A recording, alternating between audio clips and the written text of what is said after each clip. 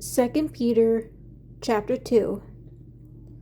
But among the people there were also false prophets, just as there will be false teachers among you.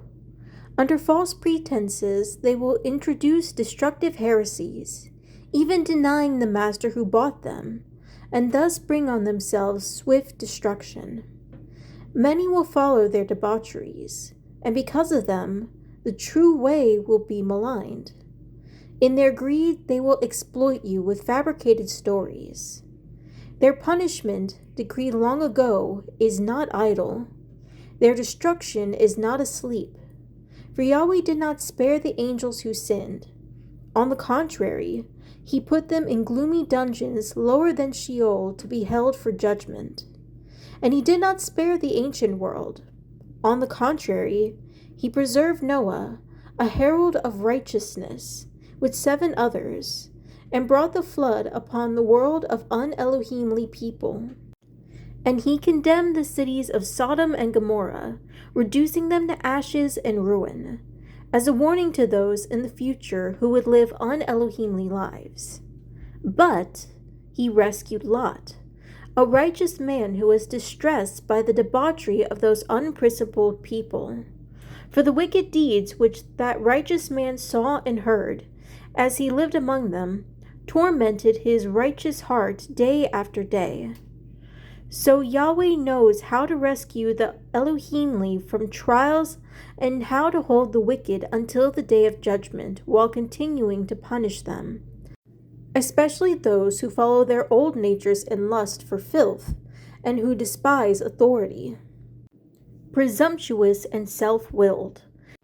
These false teachers do not tremble at insulting angelic beings, whereas angels, though stronger and more powerful, do not bring before the Most High an insulting charge against them. But these people, acting without thinking, like animals without reason, born to be captured and destroyed, insult things about which they have no knowledge.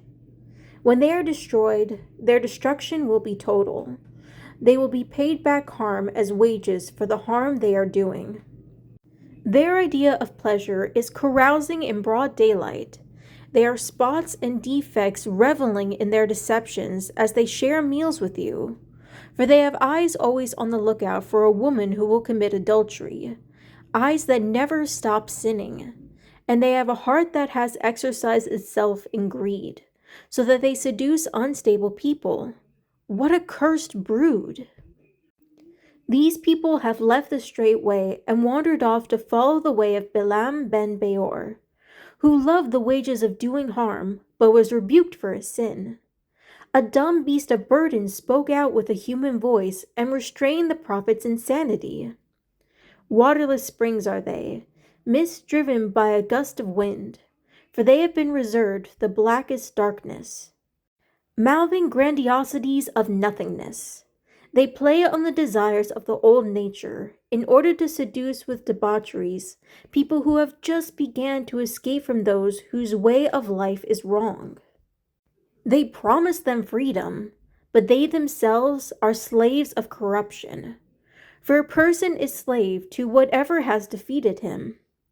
Indeed, if they have once escaped the pollutions of the world through knowing our Savior and Deliverer, Yeshua the Messiah, and then have again become enstrangled and defeated by them, their latter condition has become worse than the former.